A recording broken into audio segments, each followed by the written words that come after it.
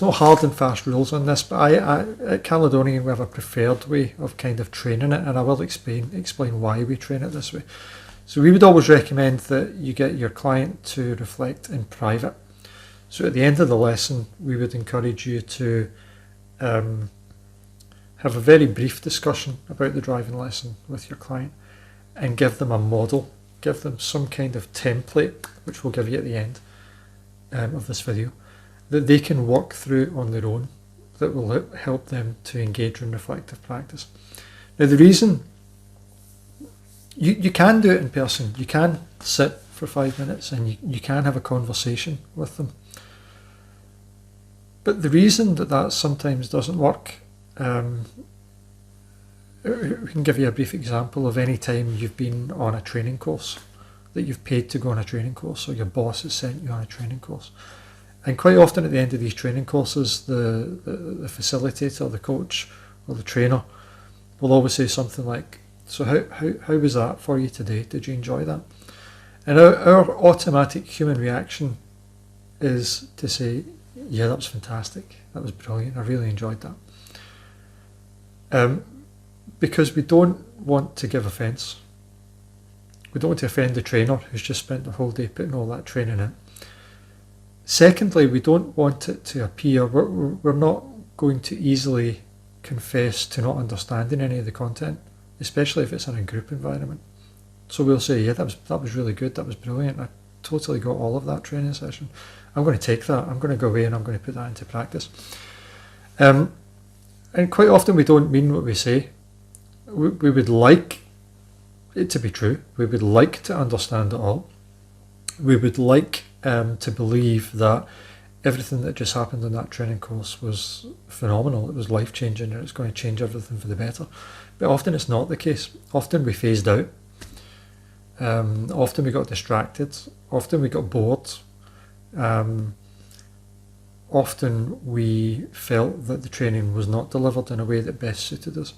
But we're not going to admit that when the trainer asks us, but because we don't want a confrontation. Typically, generally speaking, we don't like confrontation. And your learners are no different. So if you're a driving instructor and you ask your learner at the end of a driving lesson, so how was that today? Did you enjoy that?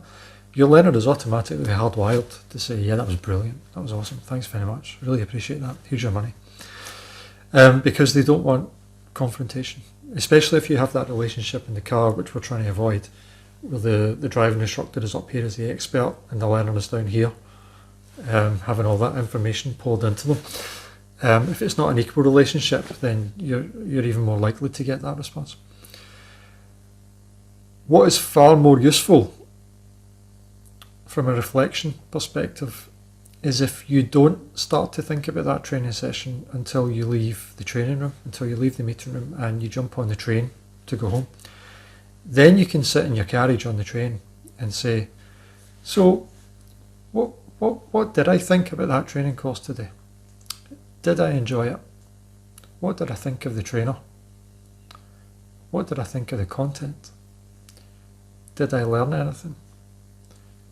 Am I likely to go back to that trainer?